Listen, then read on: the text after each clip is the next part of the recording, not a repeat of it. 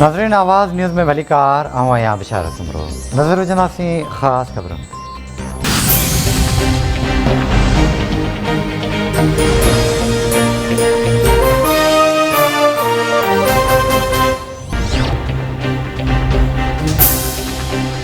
मुल्क में corona virus विघट मरीज़ फ़ौत थी विया। फ़ौतुनि जो 28,941 थी वियो।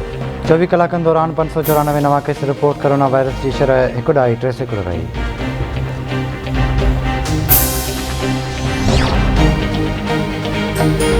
नए साल के मौके ते आवाम के एक ॿिए पुठियां महांगाई जा तोहफ़ा। पेट्रोल बम खां पोइ आवाम ते बिजली किराइण जूं तयारियूं।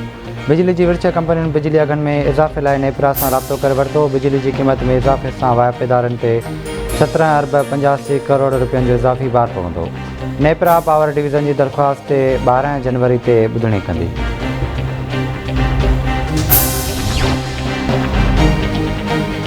असां मञूं था त मुल्क में महांगाई आहे। हिन वक़्तु सॼी दुनिया में महांगाई जो तूफ़ान बर्पा थियल आहे।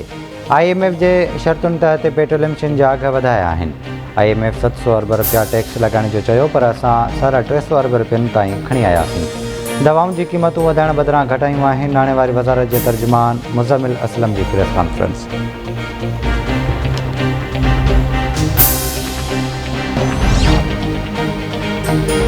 असांजी जदोजहद बाद इदारनि PTI तां हथ हटाए छॾिया आहिनि।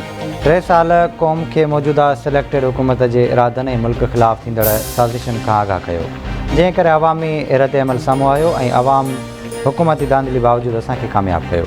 JUI सरबराह मौलाना फज़ल रहमान जो पार्टी इजलास खे ख़िताब। चवे थो मकानी चूंडनि में तारीख़ी कामयाबी आलमी एजेंडा ते अमल कंदड़ हुकुमराननि जा इरादा मिटीअ में मिलाए छॾिया आहिनि।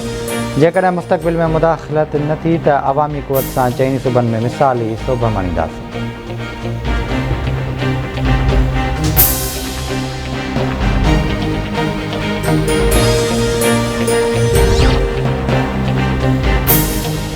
ऐं मुल्क जे मुख़्तलिफ़ इलाइक़नि में सियारे जी बरसातुनि बर्फ़बारी जो सिलसिलो जारी। थधि जी लहर में वाद कोयटा KP बलोचिस्तान चमन ऐं पश्चिम में बरसात। पंजाब जे मुख़्तलिफ़ इलाइक़नि में कोहीड़ो बरक़रार।